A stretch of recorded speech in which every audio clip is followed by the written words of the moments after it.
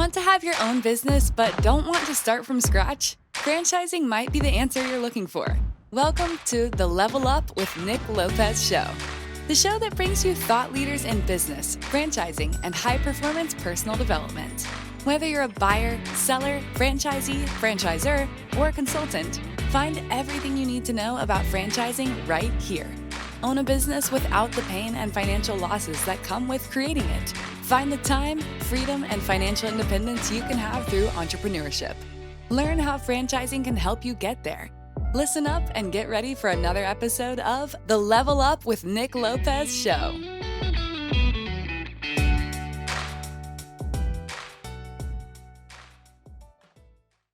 Welcome to the Level Up show with Nick Lopez, where we have the absolute pleasure of learning from thought leaders in business, franchising, and high performance personal development. Today's guest most certainly goes without exception. I am excited for this conversation. We have the founder of the Shred Method, Adam Carroll, on the show. Welcome, my friend. Thank you, Nick. It's great to be with you. I'm super excited about the show today and just to see where our conversation takes us. No kidding. My gosh, just talking before the show, I'm like, my goodness, this is going to be an absolute fire episode. You're somebody that has done so many different speaking engagements. You're an author. You've done a ton of TED Talks, and these engagements have picked up quite a bit of views, like millions of views. So anyways, I could speak so highly of you for most of this show, but I won't embarrass you from that perspective. But I do want to give the audience some context around just your talent and commitment to your craft, not only as an entrepreneur, but your industry. And it really shows in the business that you built. Can you share a little bit about the Shred Method? What is it, and how'd you start it? Tell us about it. Yeah. Well, I appreciate the question, Nick. The Shred Method it really comprised of three things. It's education, it's coaching, and it's a software program. But what we do at the Shred Method is we help people blast away debt, build equity, and create real wealth in record time. And it all sounds kind of like a magic pill, but I assure you it's not magic, it's math. And it's math that most people just don't learn in school. So we're teaching them how to leverage their most powerful resource, which is their income, but do it in the most efficient, effective way possible. And for most of your listeners, probably, and the majority of consumers out there, our income just isn't that efficient.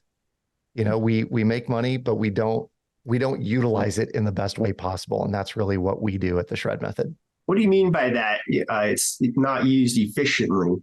Yeah. There's a metaphor that I use to describe this that I think people get, because we tend to think in images and metaphors, right? So if you were to leave the house in the morning to go to the grocery store, and you knew that you had to go to the post office later in the afternoon, but you finished grocery shopping, went home, would you leave your car idling in the driveway all day knowing that you were going to go to the post office at 3 or 4 in the afternoon? I wouldn't, because my neighbors would text me and I don't want to hear, that I left my car running from my neighbors. That's why I wouldn't leave it running. Yeah. They would say you're ruining the environment, or it's a waste of gas, or hard on your engine, or whatever, right? It's largely just inefficient. People don't do it because it's inefficient. So if I said to your listeners, hey, your car is running in your driveway right now, they'd go look and check. And if it was, they'd turn it off because it's inefficient. And what most people do with their paycheck is they let their paycheck idle in their quote unquote driveway or parking lot, which is their checking account. So for the majority of folks out there, some amount of money is sitting in checking or savings for days or weeks or months on end, right?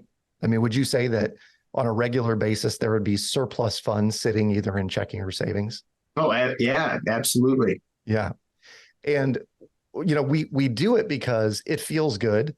money sitting in that account, we look at it and we go, well, I feel better when I have, a couple thousand or 10,000 or whatever someone's number is, 200 for some people, whatever the number in checking or savings that feels good.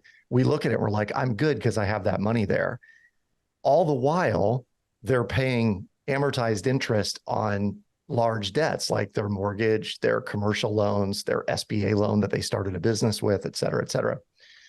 And so what we do at the Shred Method is we, first of all, teach people that lazy, idle money that's just sitting around in accounts, can often be dangerous money, because if you had extra money in checking or savings, or let's say your spouse does, maybe you're not a shopper, but she might be.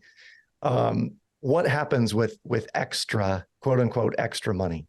I think it turns into bags and shoes. Yeah. Bags, shoes. My wife Maybe a jokes, dress. You bet. No, I'm kidding. In our house, it all turns into the children. Kid stuff. Yeah. Kid stuff. Yep. My wife is not much of a shopper. I have to convince her to shop, and I may even hire somebody to shop for her. That's my dynamic, but she has no problem, taking care of the kiddos. So you bet that's where our money's going. Yeah. And candidly, this is kind of a sidebar comment on that, but the USDA does this report every year, and they tell you how much it will cost to raise a child from 0 to 18. And the number they've come up with is like north of $280,000, right? So, your pack of 4 kids, you guys will be blowing 1.2 million, according to the USDA, to raise them from 0 to 18. Well, does that include college? That does not include college. And does that include weddings? That's a great question. I don't know about that. Does that include the ongoing entertainment to keep them in your life? Probably not. I'm kidding, but not kidding. Yeah. All of those are extra expenses, right?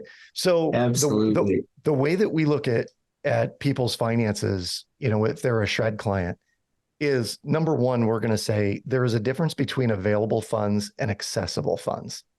So society, the Dave Ramseys and Susie Ormans of the world have taught us that we all need 6 to 12 months worth of living expenses in the bank.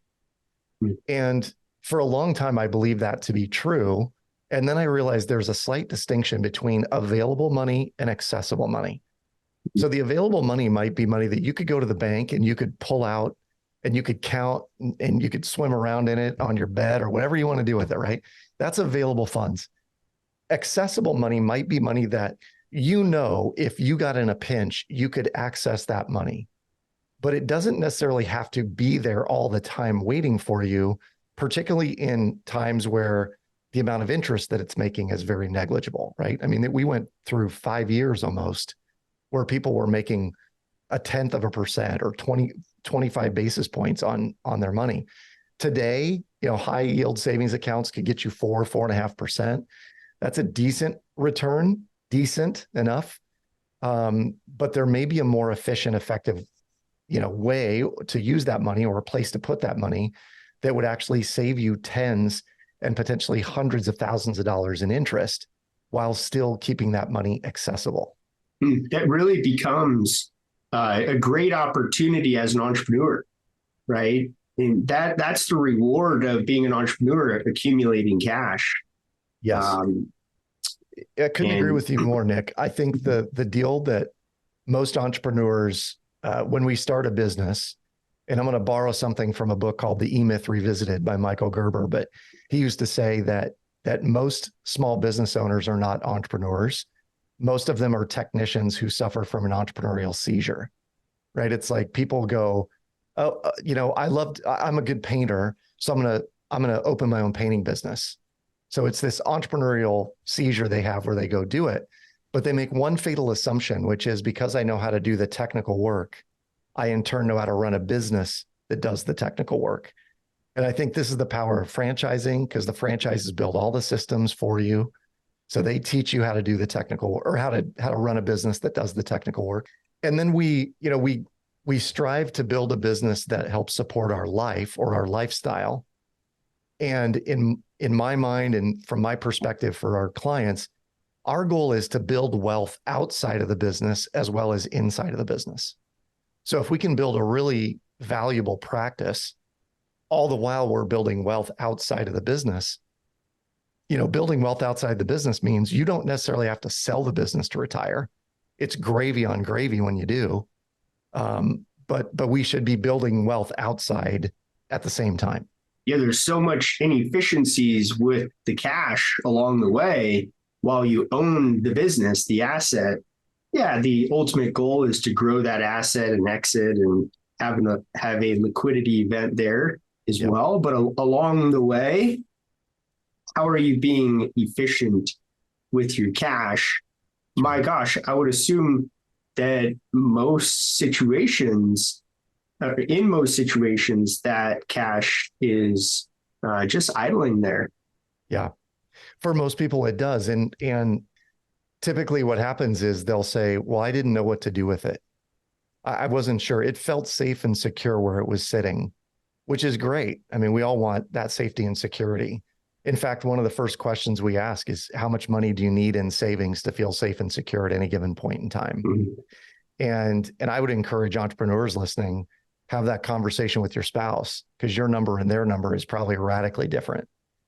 So when we know what that number is, and we can kind of begin to figure out how much of that needs to be available and how much of it needs to be accessible, that's when we really start to hone in on how can the shred method help someone, blast away their debt, minimize their expenses, and increase their free cash flow. What are some practical examples of where to place money so that, it may not be cash on hand, but it's pretty easily accessible? The two simplest answers to that question, if you're a business owner, it's a BLOC, a business line of credit. And if you are an individual and you own a home, it would be a home equity line of credit.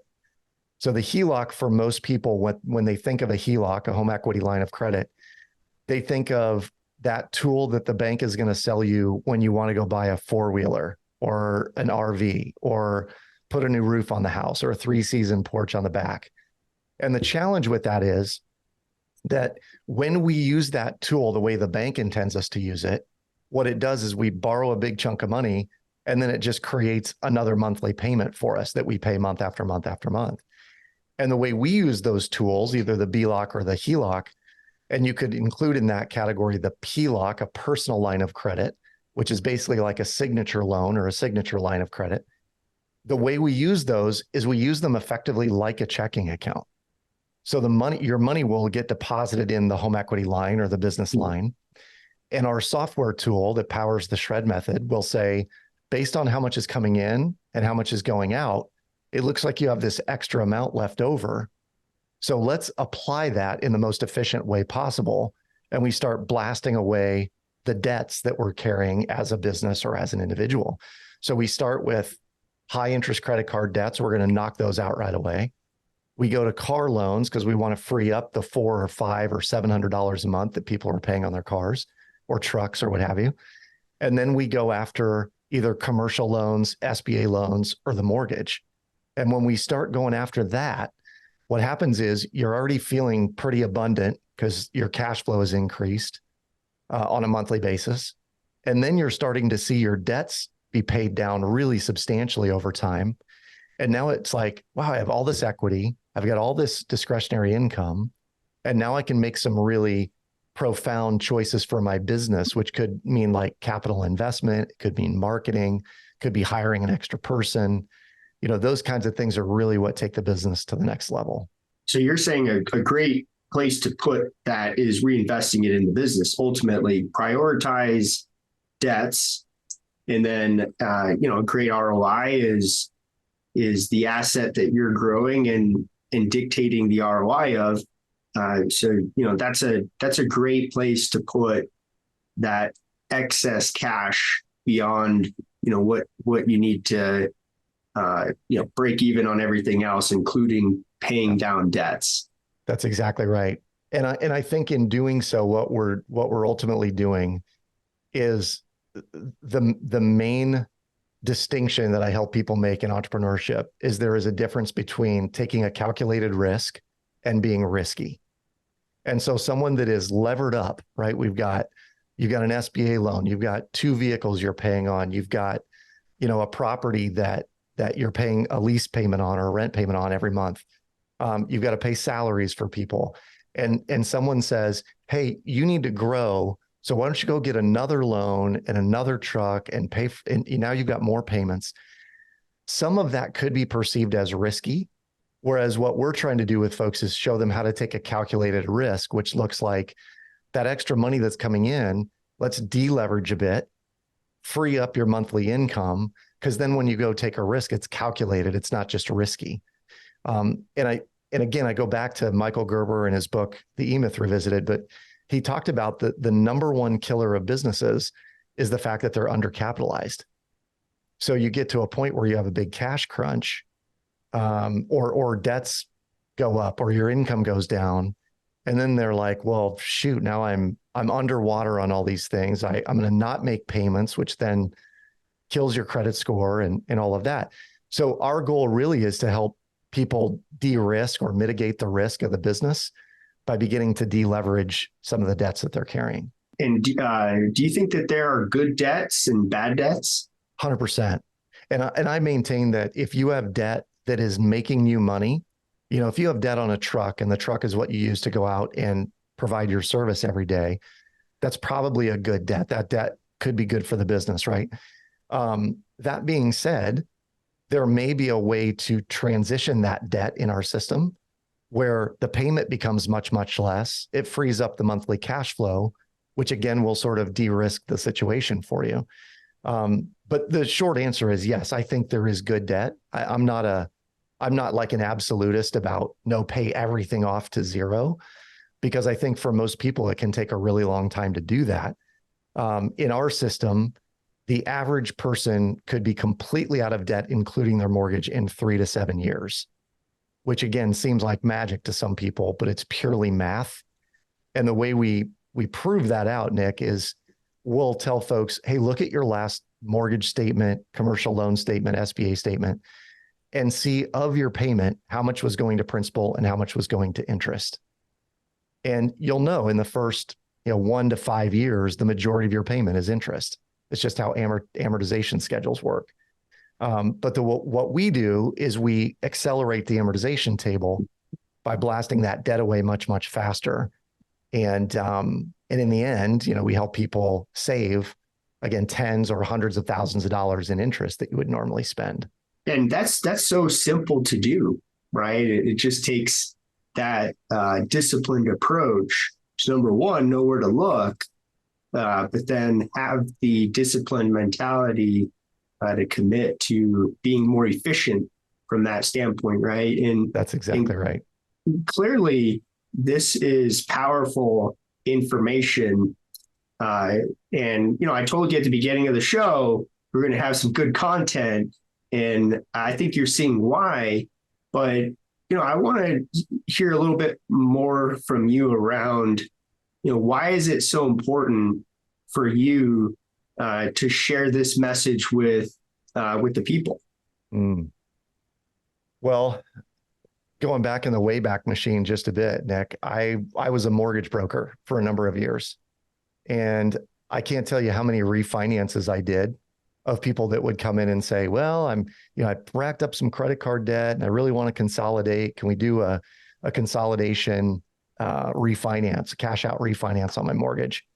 And I would do them. I would try and counsel and coach people on what to do to blast away the debt or not spend as much, create extra cash flow every month, and make sure that our number one cardinal rule is you have to have more money at the end of the month.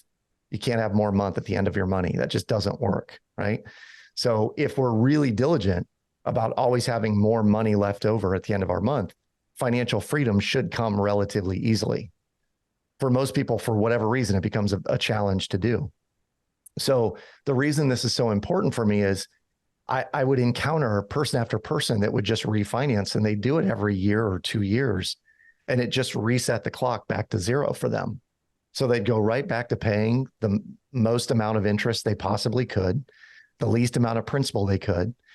And some of them would come back 3 or 4 years later selling their home, and they're getting a loan on the next property, and they would be expecting a really big check at the closing table because they're selling their home and they've been paying their mortgage for 4 years, right?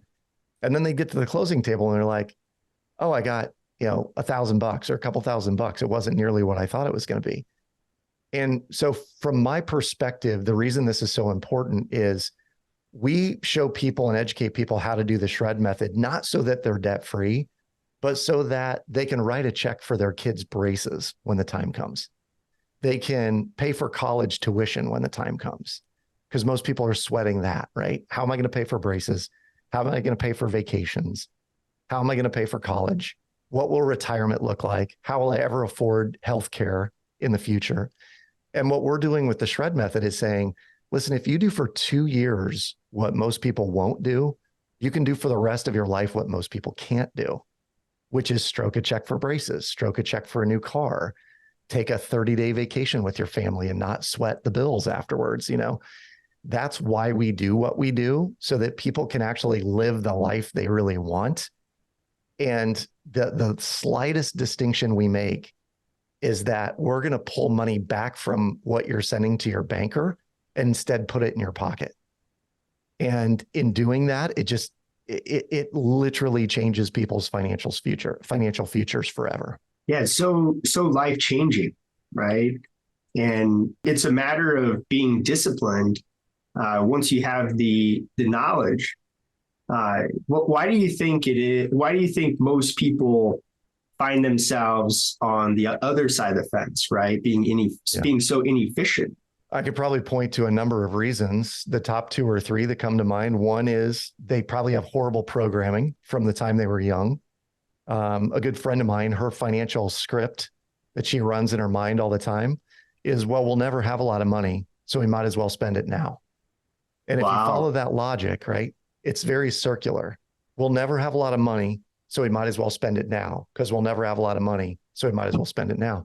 And anytime it's like, I just want to have some savings.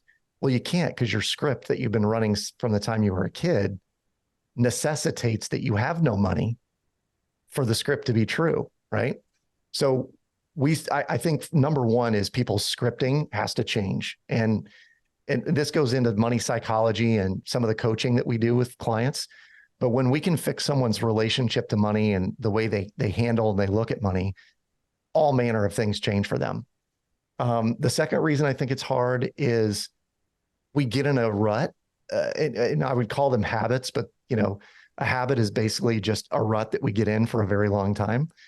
And the habit might be, or the rut that we're in is, we just don't really pay attention to money because it's not fun and it's caused problems in our past. And I just don't want to deal with it. So I just do what I do and have always done.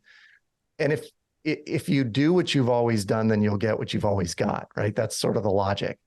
And what we tell people is, your life is perfectly engineered for the results you're currently getting. So that could mean your marriage, your relationship with your kids, your finances, your business. Everything is perfectly engineered for the results you're currently getting. So right now, the business is perfectly engineered for the results the business is getting. Your finances perfectly engineered for the results your finances are getting. And when we begin to re-engineer it, people see, oh, I've been sending 20 or 30 or 50 grand a year in interest payments to my banker while keeping 10 or 20 grand in savings. And if I begin to reorient my cash flow a little bit, I could eliminate 20 or 30 grand that's going to my banker and keep that for myself every year. And so the question I would ask you, Nick, is, would 20 grand or 30 grand a year make a big difference to you and your family? Oh, absolutely. Yeah. And particularly when kids are as young as yours are, I mean, that's college tuition, right? Put 20 grand away a year for 4 years, and you'll have a kid covered through college by the time they're ready to go at 18 or 19.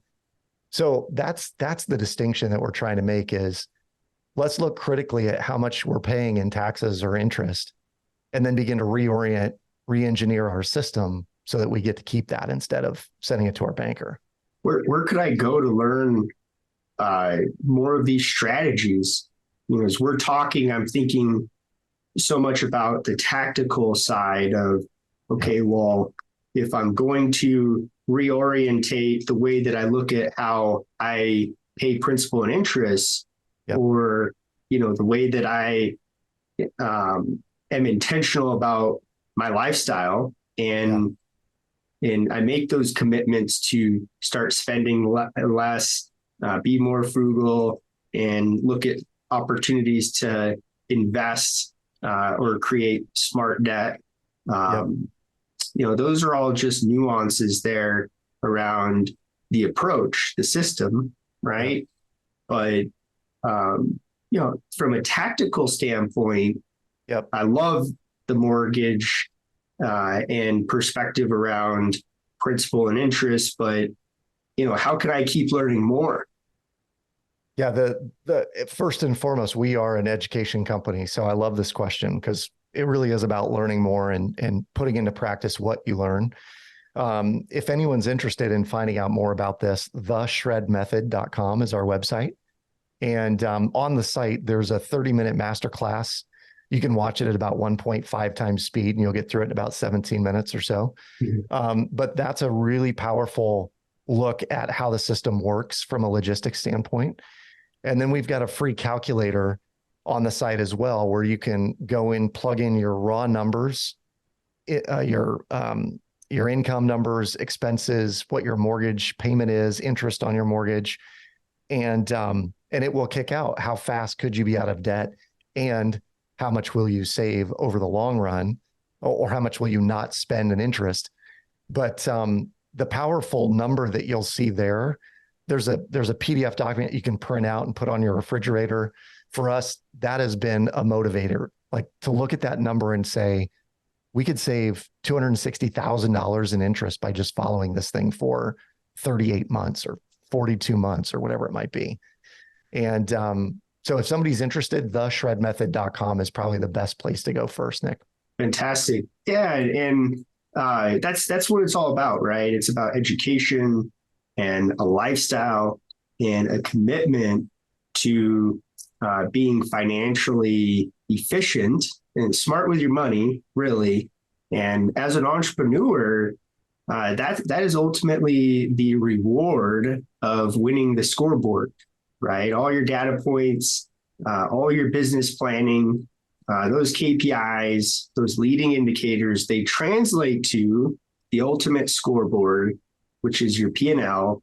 And the most important number there is the bottom line, right? And that translates to cash flow. So as you grow and mature as an entrepreneur and begin building more and more cash flow and exceeding your expenses, and building assets, hopefully multiple businesses, multiple cash flow streams there, this financial literacy lays the foundation to create an entrepreneurial empire.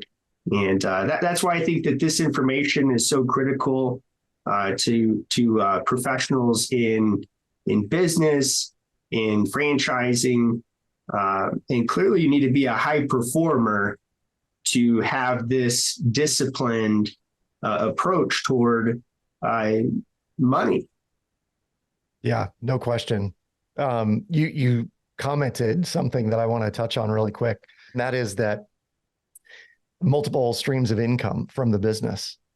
And I would be remiss if I didn't tell your audience that, what we've covered today, what we talk about in terms of the shred method is really step one. And I like to call what we do, it's a 10-year freedom plan. And it's very similar from what you do, Nick, in terms of helping people who are into franchises and are growing their business. How do we perform at a really high level? High performance being the key word there for people. What we do over a 10-year period is show them step one is shred. That might take you from 0 to 36 months, let's call it. In the middle of there, somewhere around the 24th month to maybe the 60th month, we're bulking. And when we bulk, we're literally stockpiling cash in accounts that allow us to really grow and invest. And in that maybe 48 month to 10-year, the 120 month window, we're heavily investing in things that create massive passive permanent streams of income. And our goal at the end of the day, at the end of certainly of a 10-year period, is to have more money coming in passive income than we have in expenses.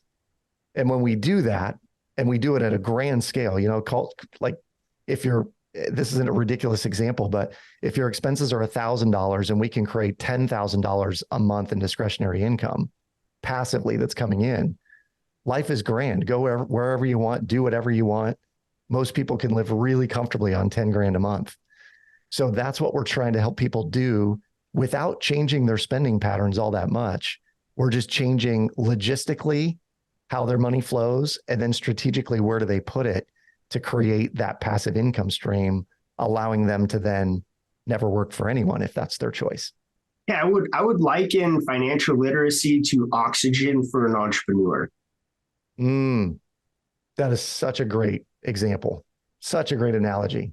We talked about exceeding expenses and reorientating disciplines for minimizing expenses. And, that's a discipline, that's a choice. It's dollar for dollar, a choice. Every dollar has a choice to be efficiently used. And that's through the lens of expenses and surpluses, being smart with money. But as an entrepreneur, it starts in those granular, just dollar for dollar decisions that are made. Mm-hmm. And ultimately that leads to excess, which creates working capital. And that's what allows you to reinvest in the business and scale the business further. Financial literacy is oxygen for an entrepreneur. You can't be a successful entrepreneur if you don't have good financial literacy, period. Man, so well said.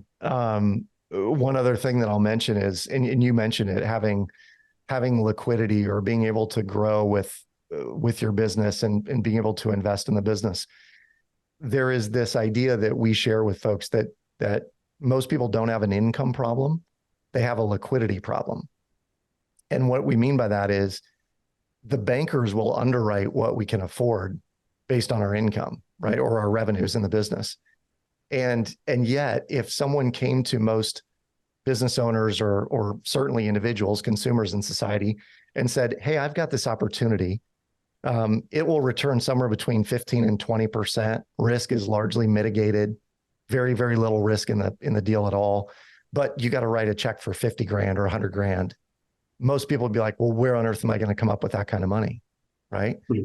And when using the shred method, within somewhere between 12 and 18 months, 80 to 90% of our clients could come up with 50 grand if they needed to. Mm-hmm. And because what we're doing is reorientating where their money goes, creating equity, having access to the equity, and then going, when an opportunity comes around that is largely risk mitigated, why wouldn't we take advantage of it? And so again, for your listeners, if you find yourself from time to time seeing opportunities, but not having the liquidity to participate in it, this is the answer to that situation. Mm-hmm. Wow. Yeah. And thank you for your commitment to this message, right? It's so critical for entrepreneurs and the success of entrepreneurs. And the American dream is entrepreneurship. And the majority of our commerce is small businesses. Either you are an employee or you're an employer, right? I mean, professionally. And this message is so critical to success in the marketplace. It just bewilders me that money isn't spoken about more often. Yeah. In fact, it's the opposite, right? It's not really spoken about, and you don't talk about how to save money and, hey, what are you doing with all your extra money? And hey, how do you make extra money? It's really not spoken about enough in society. So thank you for demystifying this subject of money and creating practical solutions to reorientate and break these barriers that have been putting blinders on folks for so much of their life. And frankly, it's kind of like the frog that just boils over time, right? Yeah. They don't even know, but that's just the product of their environment. And as a result, you have all these folks in the marketplace that are bringing baggage. So, it's so important for us to be humble and servant-minded and have empathy, but have a heart toward educating others on the scoreboard and providing easy ways for them to change their lives. So thank you for your incredible work and your commitment to this incredible space. It's so important for entrepreneurs to be successful. And it's so much of our culture, it's the American dream. And so it's such important work. And so thank you. And my hope is that more folks become comfortable thinking about and talking about money. Well, I appreciate that more than you know, Nick. This has been a lifelong pursuit for me, or certainly the last 25 years, where I've been trying to teach people financial literacy. And you made a comment that could be a t-shirt or maybe the title of this podcast or something. But the question we should all be asking each other is, what do you do with all your extra money? Right? I mean, I think it's a running joke of like, oh yeah, what extra money? But in reality, shouldn't that be our norm? Like, what do you do with the extra money to make sure it's as efficient as possible? That should be a normal question that we could ask each other, as opposed to the like super secretive, well, he's a really successful investor. I don't know what he does with it, but let's share that stuff. Because the more, a rising tide raises all ships. So if we're all doing better, wouldn't we all do better? I don't know. Maybe I'm naive to think that, but I like the question. What are you going to do with all your extra money? Yeah, knowledge is powerful. And, the more people can become, the more money can be demystified, the less people will hide from it, not talk about it, right? Step into it, own it, be fully confident in it, and recognize that, hey, look, if making money is a skill, well, it doesn't mean I have to serve it. And ultimately, I can use it as a tool, right? So I make money as a skill, I don't serve it, and I use it as a tool. The more knowledge and confidence that folks can have in making money, they'll just realize those simple truths, which is that money is really a tool. And for some, though, it's not. And for some, they serve it. And so such is life, right? But the more all of these things can be talked about, the less mysterious it is. And the more people can change their lives. So remind me, what is the website? Because I'm going to go check it out. I'm going to share it with folks that I know. You had talked about, I believe it's the shredmethod.com, right? Correct. Yep. theshredmethod.com. And ideally it's either the savings calculator or watch the masterclass are your two main options. And then I would also offer, Nick, we have a team of coaches that they're happy to spend 20 minutes on the phone with folks going through your numbers, in detail and telling you exactly what's possible. Like literally they can tell you the month and year you'll be out of debt completely if that's your goal. What an incredible journey, but what an incredible conversation. I can just keep talking with you all day. I could tell before this show, this was going to be a powerful message. Again, thank you so much for your commitment to the space. Definitely go onto the website, check it out. Adam, you've built an incredible business. Thank you so much. And as always, please subscribe to the channel. It's how we're able to continue growing. Like the video and contribute to the conversation here. Drop a comment down below. Adam Carroll, it's been a pleasure. Thank you so much. And as always, level up. Thanks for listening to another episode of the Level Up with Nick Lopez show. Remember, it's never too late to get started on your entrepreneurial journey. Don't forget to subscribe, like, and share if you enjoyed today's segment. Catch us again next week and visit limepainting.com for more of the Level Up with Nick Lopez show.